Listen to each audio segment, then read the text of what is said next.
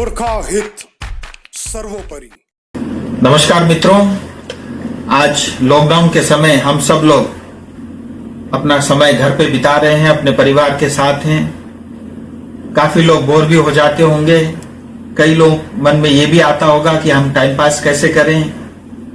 लेकिन आज जो कुछ भी हम कर रहे हैं आने वाले सुंदर भविष्य के लिए कर रहे हैं, और आप सब लोग इतनी ईमानदारी से इस लॉकडाउन का पालन कर रहे हैं, आप सब लोग इसके लिए बहुत बधाई के पात्र हैं। आज कुछ समय मैं भी आपका चाहता हूं, कुछ विषय लेकर के आपके सामने इस कार्यक्रम के माध्यम से मैं आया हूं।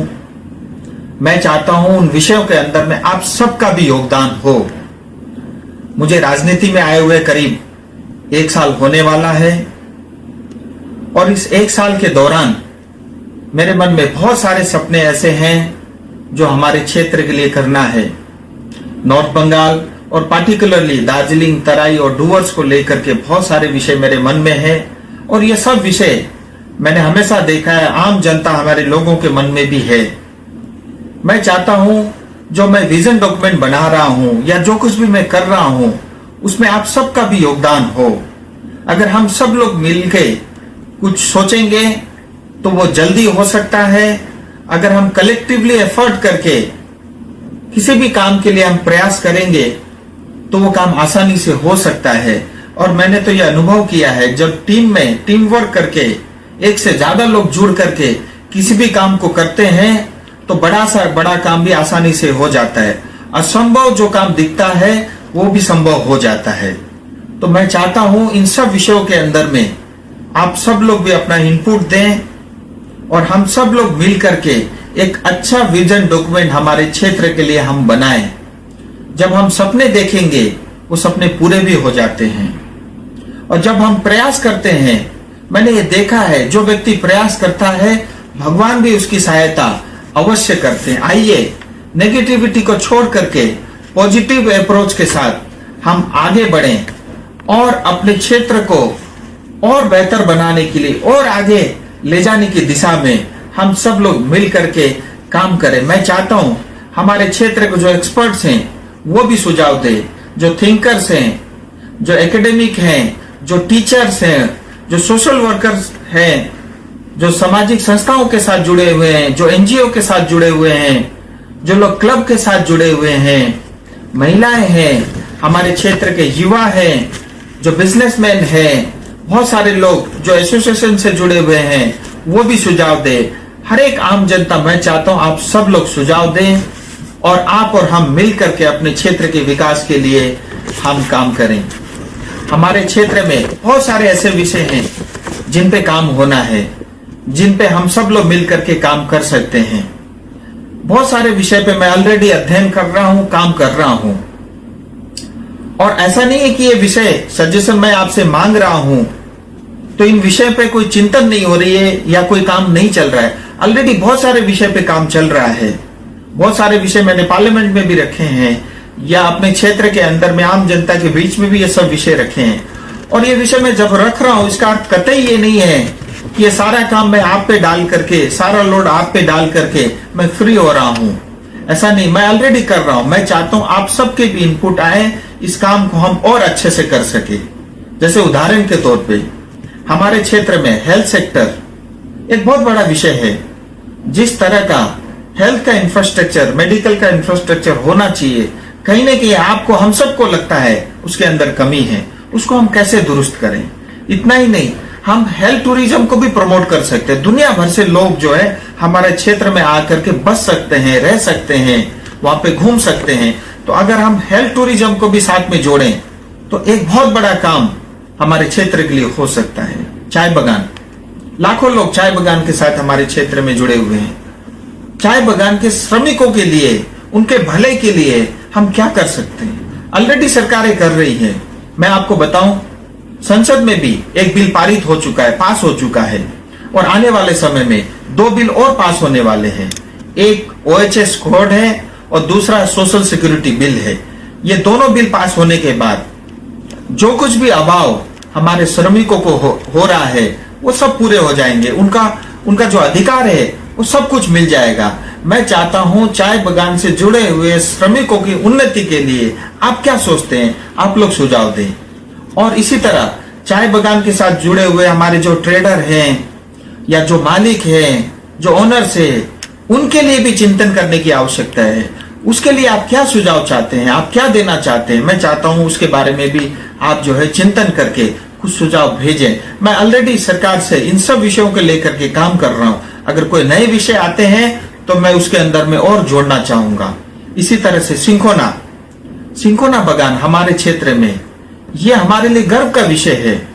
20,000 से ज्यादा एकड़ जमीन में सिंकोना बागान फैला हुआ है।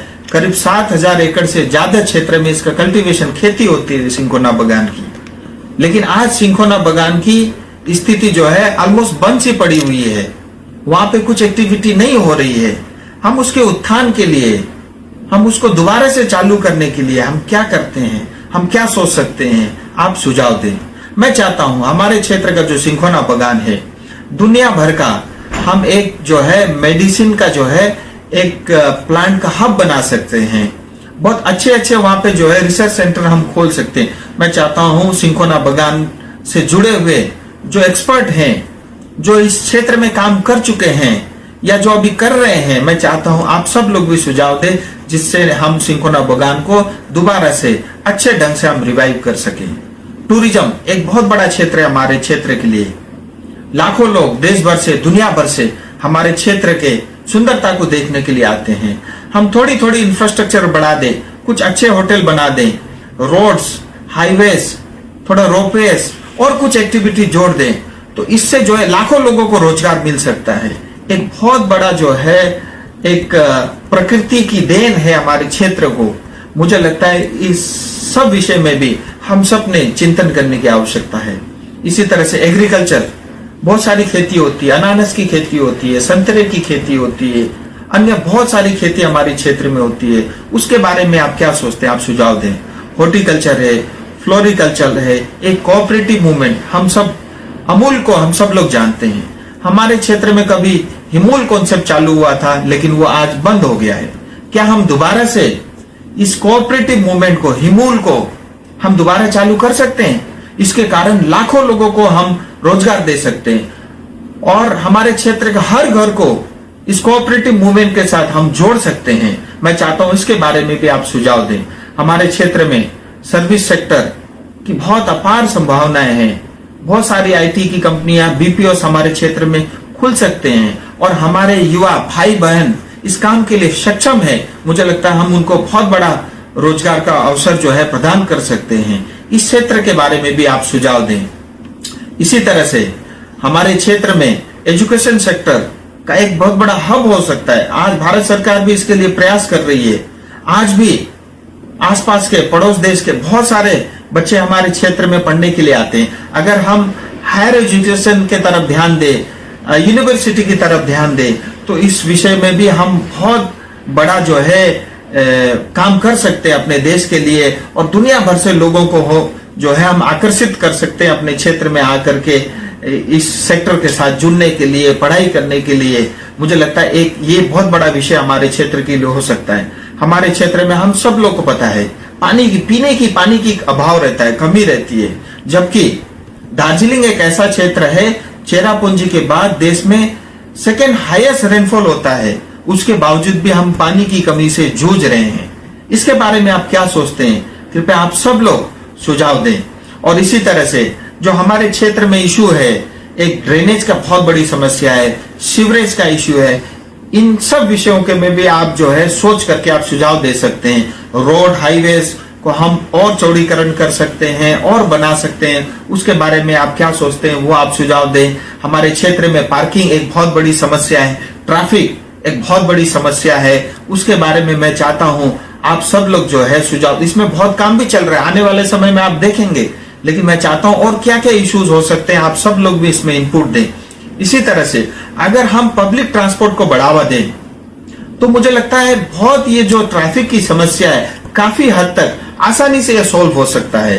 तो हम अपने क्षेत्र में पब्लिक ट्रांसपोर्ट को हम कैसे बढ़ाएं, इसके बारे में आप अध्ययन करें, इसके बारे में भी आप सुझाव दें। स्किल डेवलपमेंट में हम काफी काम कर सकते हैं। यूथ डेवलपमेंट के हम एक्टिविटीज कर सकते हैं, हमारे क्षेत्र में छोटे उद्योग बहुत लग सकते हैं, वैसा वातावरण देने की आवश्यकता है। उसके बारे में हम क्या सोच सकते हैं, क्या कर सकते हैं, बड़े उद्योग और काफी जो है हमारे क्षेत्र में हम जो है बाहर के इन्वेस्टमेंट को हम ला सकते हैं, उस क्षेत्र के बारे में भी आप सोचिए, उसके बारे में भी आप सुझाव दें।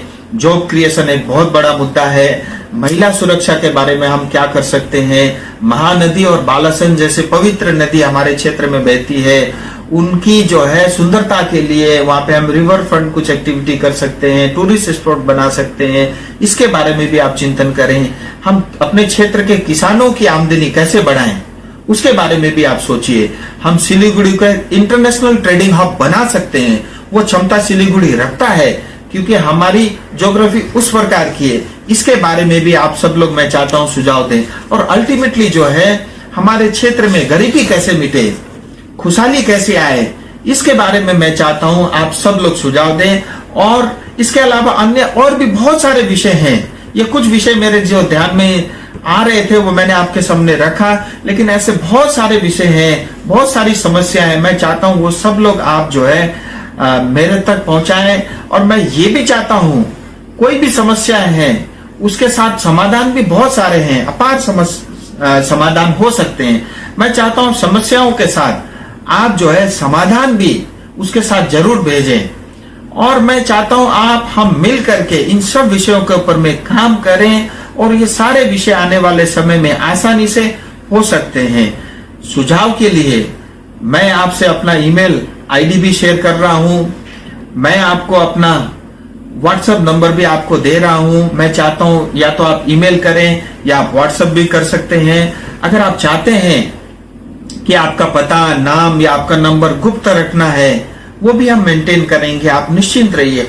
हम किसी भी विचारधारा से क्यों न बिलोंग करते हो, हम किसी भी संस्था से जुड़े हो, हम किसी भी पॉलिटिकल पार्टी से जुड़े हुए क्यों न हो, मैं चाहता हूं हम एक होकर के अपने क्षेत्र के लिए हम सुझाव दें और हम सब लोग मिल करके मैं चाहता हूं हमारे क्षेत्र को हम एक जो है श्रेष्ठ बनाएं।